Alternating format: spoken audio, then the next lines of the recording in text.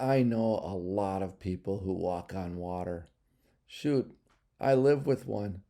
When people find out Michelle has been married to me for 33 years and has raised three sons, they often remark, that woman walks on water. And they're not incorrect. Right now, she's working for a program that provides rent support for people who have lost income due to COVID. The workload, as you might imagine, is overwhelming. The sea of bureaucracy would have swallowed me a long time ago, and yet she just keeps walking across the waves toward her strong sense of purpose and mission. I think that's really key to water walking, just staying focused on that strong sense of purpose and mission. I watched my mom walk on water as a caregiver to my dad when Parkinson's was slowly shutting down his body and draining his life. The strength and perseverance of her love was supernatural, and I mean that quite literally. There is no science at all to explain that depth of love.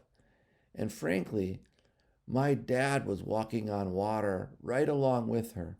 His unyieldingly buoyant, peaceful, and even joyful spirit was beyond anything you can rationalize. You can study all the neurology and biochemistry you can find, and yet the ability to have that much peace and still bring that much joy into the world when you're suffering the way he was suffering, it could only come from sincere and authentic faith. I hope you know people who walk on water, and I pray you've recognized it in yourself. Whenever we listen to and are moved by the sense of loving purpose in our hearts, when compassion and joy guide our steps, it's amazing how our lives defy the limits of reason. This is when we move mountains and walk on water.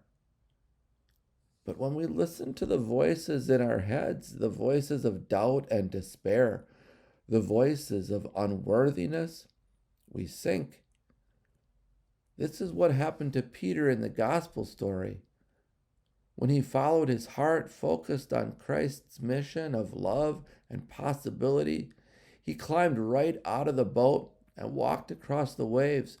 But as soon as he moved his thinking into his head, he heard the voice of doubt and was sunk. That's really the whole story, right? I mean, love, compassion, mercy, hope, none of it makes any sense. You can hook people up to an fMRI machine and see what parts of their brains light up when they experience feelings of love and joy. You can measure various hormone levels to see how their body chemistry feeds and is affected by those feelings. But you can't explain the remarkable things we're able to do, the way our whole life lights up when we encounter another person who we love, when we allow our lives to be governed by the heart and the soul rather than the mind alone. Why would someone donate their blood, much less a kidney, to a total stranger? And yet they do. That's water walking. That's all water walking.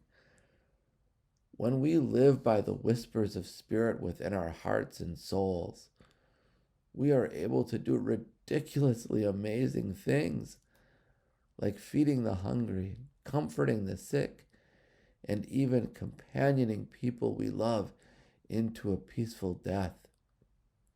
Stay focused, my friends. Look inside.